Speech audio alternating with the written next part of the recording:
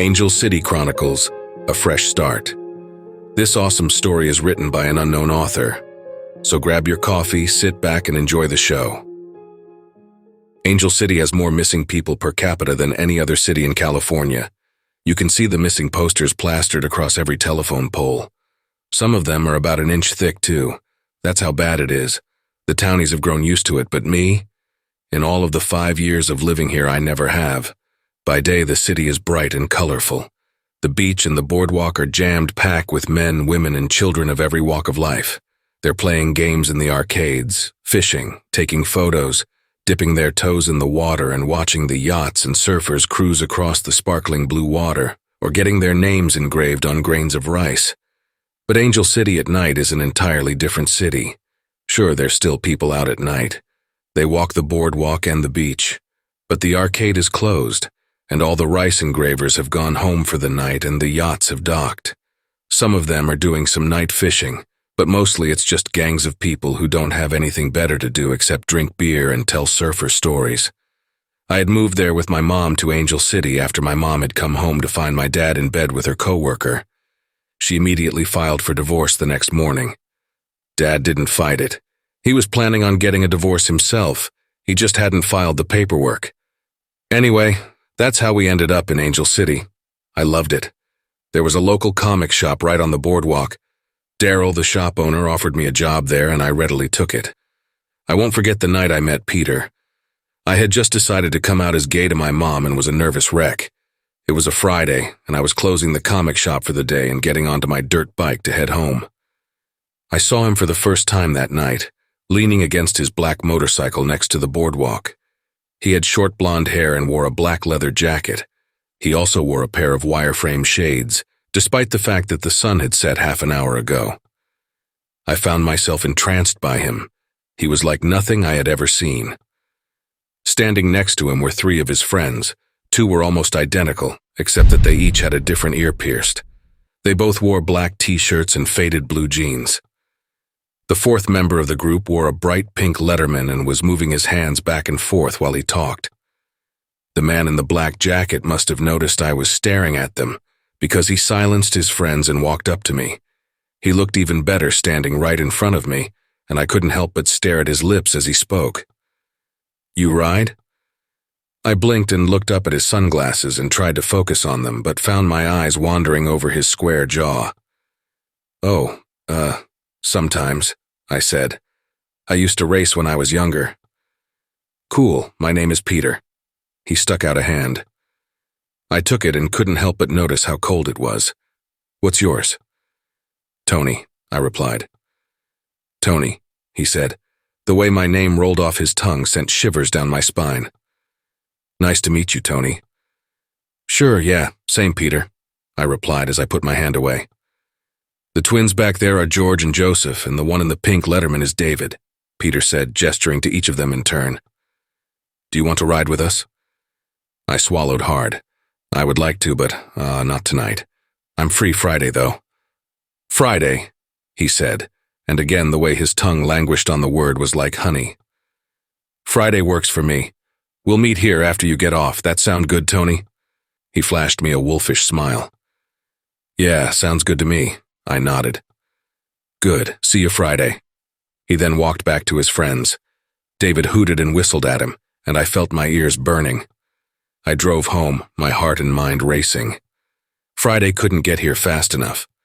I told my mom not to expect me home that day after work. She didn't mind, as she had a date that night with her new boyfriend. Friday rolled around and I closed the store. When I got to my dirt bike, I looked around for Peter and his friends. I spotted David's bright pink coat. He was jogging towards me. "Hi, Tony. Peter said he wanted to meet up at the old lighthouse. Is that okay?" he asked when he got up to me. "Yeah, totally fine. I'll see you there," I said as I mounted my bike. He nodded and left. The lighthouse wasn't that far away. It was at the end of a canyon just to the south of the boardwalk. It had been abandoned when it was discovered that building a new lighthouse was cheaper than retrofitting a new light after the old one finally went out. Since then, the old lighthouse had become a popular place to hang out with friends. Peter, George, and Joseph were already there, and David soon pulled up after me. I could see that Peter had a silver flask of what was likely booze pressed to his lips. "Hello, Tony," Peter said after he finished his drink. "Hey, Peter," I said, trying to maintain my composure.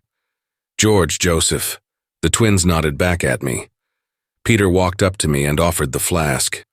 "Here, have a drink before we get started." The four of them looked at me expectantly, and I thought, fuck it. I took the flask and took a long draught from it. It burned all the way down my throat like gasoline, and I coughed as I handed it back to him. "What the fuck was that?" "Vodka," he said with a grin. "Ready?" "Yeah, let's fucking go," I said as I climbed onto my motorcycle. "Eager, aren't you, Tony?" He chuckled as he climbed on his bike.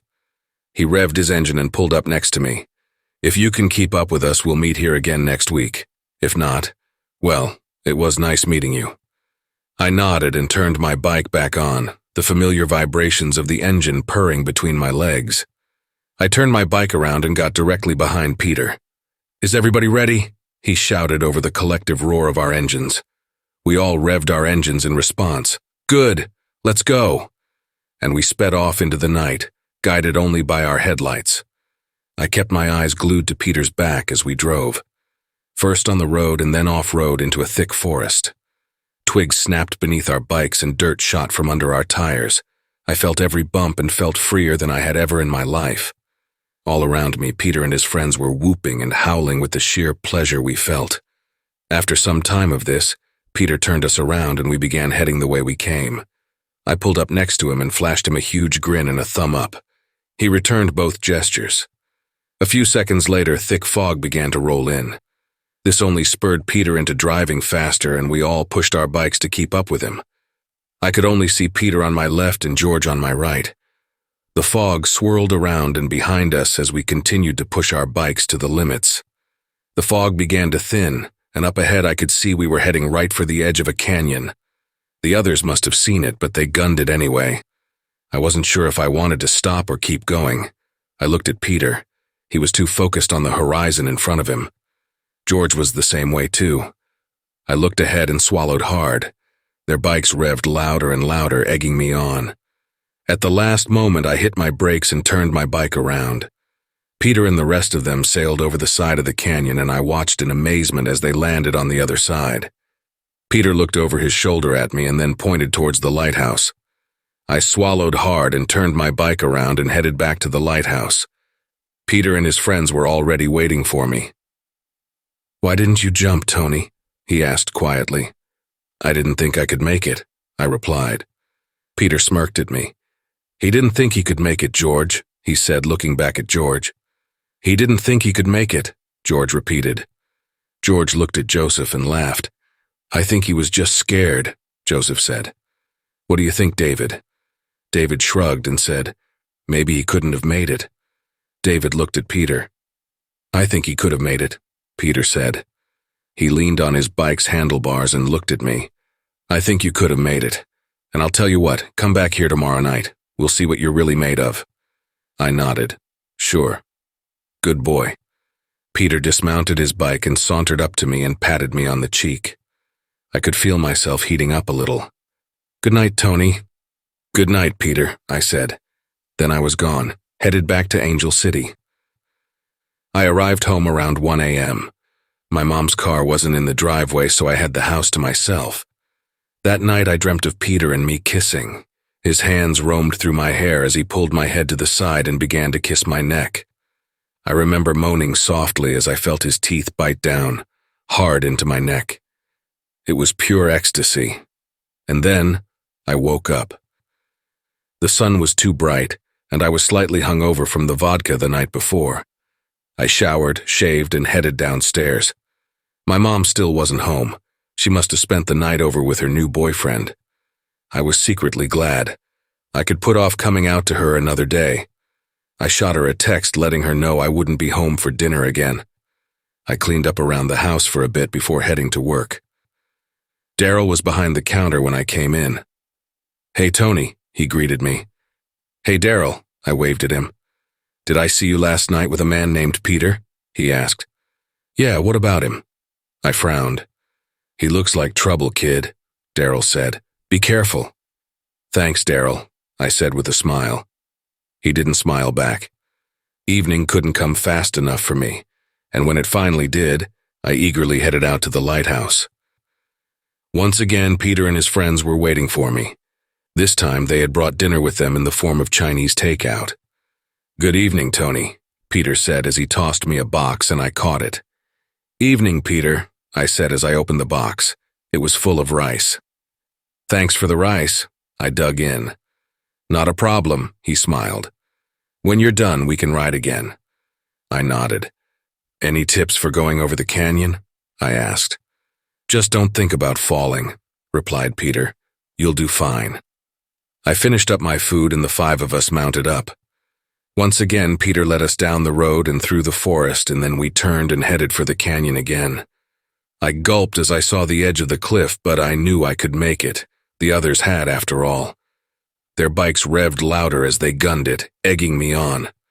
I swallowed my fear, closed my eyes, and soared over the edge of the canyon. I could feel the wind on my face and hear the rushing of the air. I spread my arms wide out and hollered loudly. Then there was a jolt as I landed on the other side of the canyon.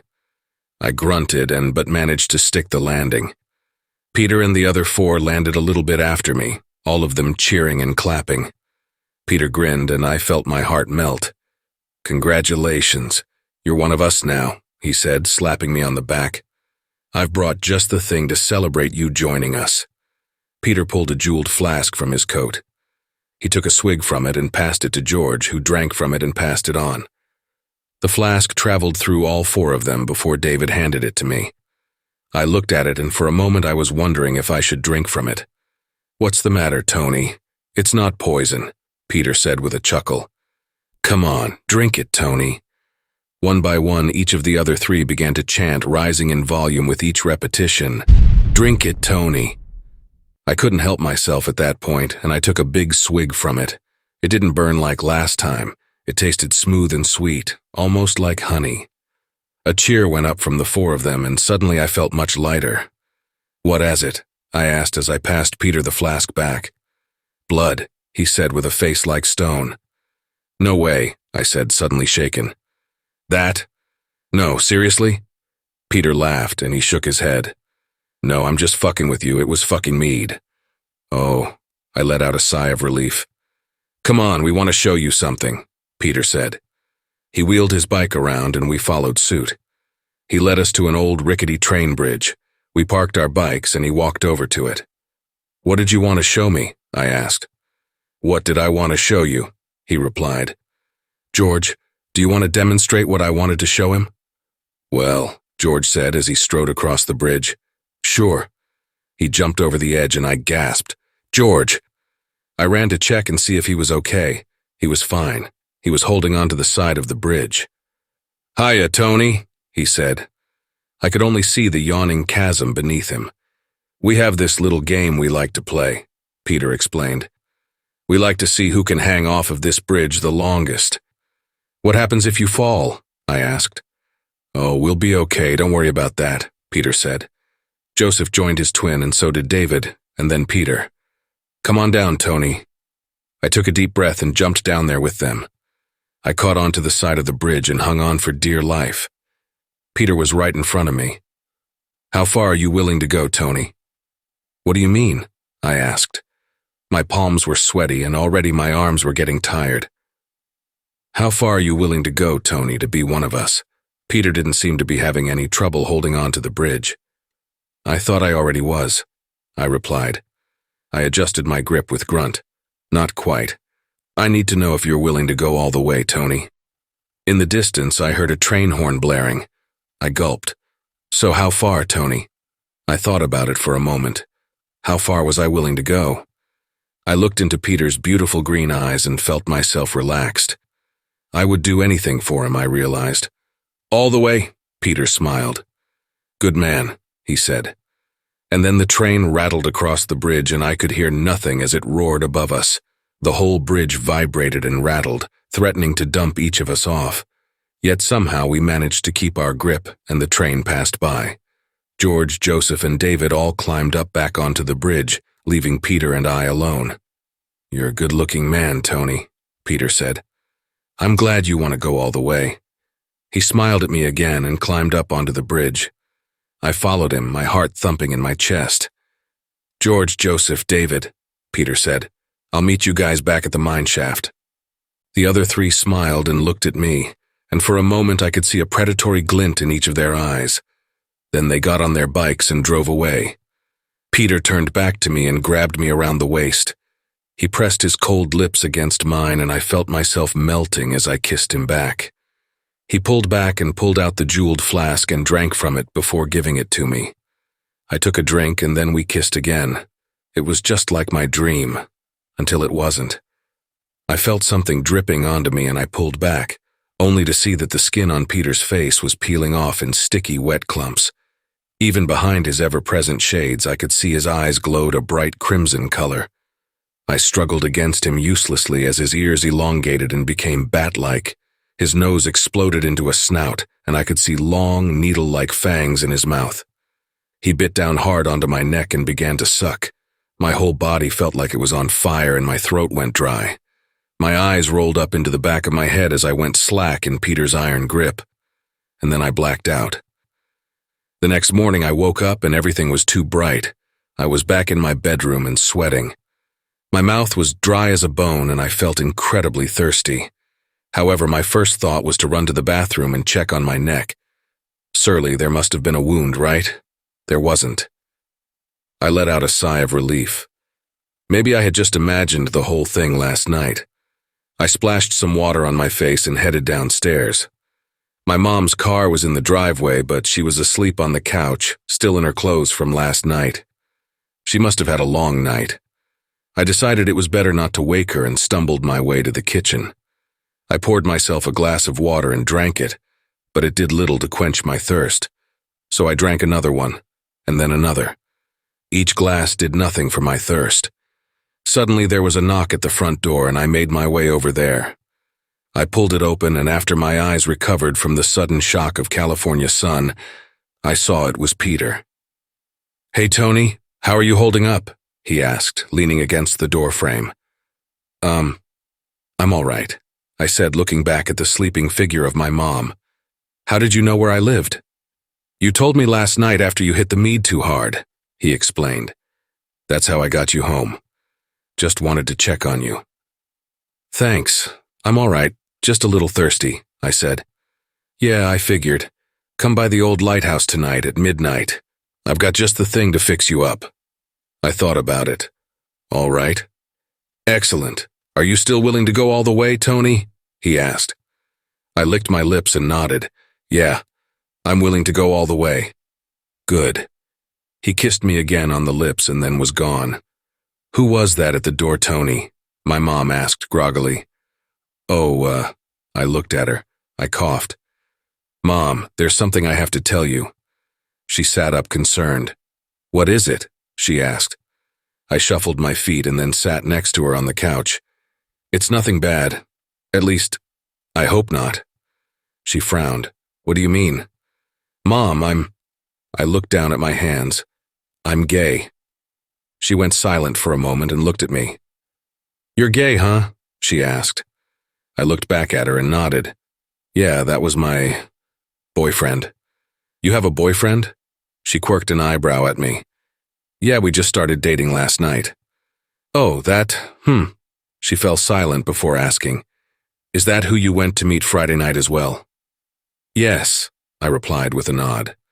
"Well, I'm glad," she said firmly. "It's about time you came out of the closet." "What do you mean?" I asked, my head snapping up at her. "I saw you kissing a boy on the Ferris wheel down on the boardwalk last year," she explained. "I knew you would come out to me in time when you were ready." "Oh," I began to cry. "Okay." She wrapped her arms around me and gently stroked my hair. "Why did you wait so long to tell me, sweetie?" she asked. "I was scared you were going to be mad at me for liking boys," I answered. "Well, I prefer you happy and safe, Tony. I would never do anything to compromise that," she assured me. I cried harder and curled into her tighter. "Thank you," I eked out between sobs. "You're welcome. Now then, do you have the day off?" she asked. "Yeah," I answered. I think that this calls for ice cream, don't you? She headed to her room. Go take a shower and get dressed. We're going to the boardwalk. And remember, Tony, I love you. No matter what, I love you. She didn't hear me following behind her, not until I spoke. I'm sorry, Mom, I love you too, but I'm going all the way. She began to turn, but already my hands were gripping her head. With newfound strength, I gave a quick, sharp twist. Mom let out a strangled cry which cut off as her neck snapped, her spinal cord severing. Mom's body slumped to the ground before me, an empty vessel through which the blood was already beginning to slow as her heart stopped. The thirst pounded in my temples, racked my body, but I couldn't feed. Not from her, not yet. Somehow I sensed, as the life left her body, could pinpoint the exact moment when the flesh and bone at my feet went from being my mom to a corpse, an unliving pile of organic matter. I stared down at her dispassionately, feeling my heart harden and my veins pulse. A fresh start. That's what you wanted for me, wasn't it? I turned and left the room. No looking back, no regrets. That night I met up with Peter and the rest of my new friends and we headed out to the beach. There was a group of teenagers, not that much older than ourselves, sitting around a bonfire celebrating the end of school for the year. We hid behind a sand dune. David, George, and Joseph, you'll go with me, Tony. You stay here and watch, he instructed. What are you going to do? I asked. Peter winked at me. You'll see. The four of them climbed to the top of the dune and descended on the teenagers like shadows. I could see the flesh from each of their heads coming off in sticky, wet clumps, and each of them had the head of a bat. I froze as they began to rip the teenagers to shreds. I felt my thirst burn harder at the sight of the blood. I felt my pulse quicken and then slow, and without warning I felt myself give in. My face began to grow slick with blood, and the skin began to fall off, and had there been a mirror, I had no doubt I would have had a bat head like the others. I joined them in the chaos of the feeding frenzy and ate my fill, both horrified at myself and enraptured by the freedom I felt. The next day I would see their faces plastered onto the telephone poles, and these people were just another statistic in Angel City.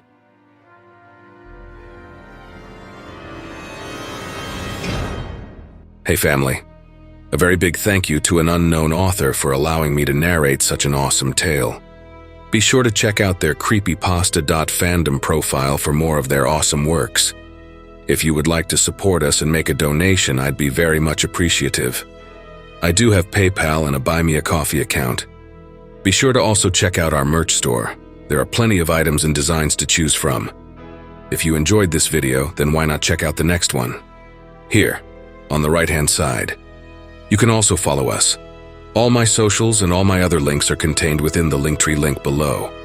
Take care, everyone, and I hope you all have a wonderful and peaceful night. And don't forget, where fear is, happiness is not.